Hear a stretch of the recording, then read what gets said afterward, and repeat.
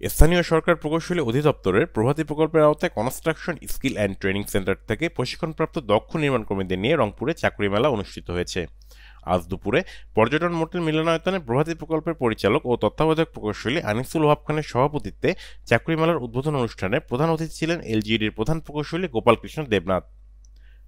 উদ্বোধনী অনুষ্ঠানে বক্তৃতা করেন এলজিইডি রংপুরের নির্বাহী প্রকৌশলী Mohammad Musa, Rangpur chamber of commerce and ইন্ডাস্ট্রির পরিচালক আকবর হোসেন সহ প্রশিক্ষক, প্রশিক্ষণার্থী, কারিগরি প্রশিক্ষণ কেন্দ্রের কর্মকর্তা ও ঠিকাদাররা।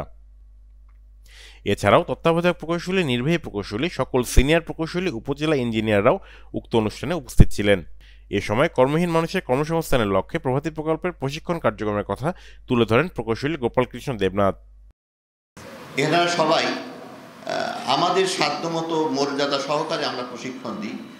প্রত্যেকেই চেয়ার বসে বেঞ্চের পরে ক্লাস করার মতন পরিবেশে ক্লাস নেন এবং দক্ষ প্রশিক্ষণ দ্বারা এই প্রশিক্ষণটা দেওয়া হয়।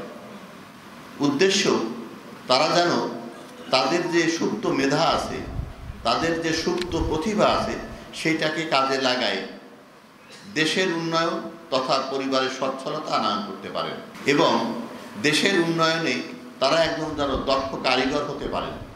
স্থানীয় সম্পদ দিয়ে স্থানীয় অবকাঠামোর উন্নয়ন। তো স্থানীয় সম্পদ বলতে যে শুধু ইট, বালি, রড, সিমেন্ট বুঝায় তা না, মানব সম্পদ একটা সম্পদ।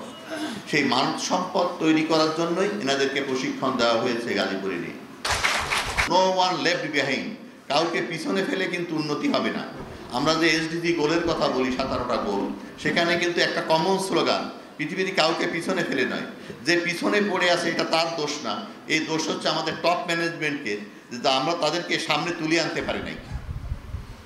অর্থাৎ আমরা যেন তাদেরকে সামনে তুলে আনতে পারি, এজন্যই আমি সবার কাছে বিনীতভাবে অনুরোধ করি। এখানে ঠিকাদার আছেন, আমার সহকর্মী, উপজেলা প্রকৌশলী, নির্বাহী প্রকৌশলী, তত্ত্বাবধায়ক সবাই আছে। সবার কাছে আমার অনুরোধ, আমরা যেন পজিটিভ দৃষ্টিভঙ্গি নিয়ে এদেরকে স্বাবলম্বী এবং উন্নত জীবনযাপনের পথে সহায়তা করি এবং সবাই যেন বাংলাদেশ গড়ার ক্ষেত্রে উজ্জ্বল ভূমিকা রাখতে পারে। Mahbubur Rahman, RCTV news, Rangpur.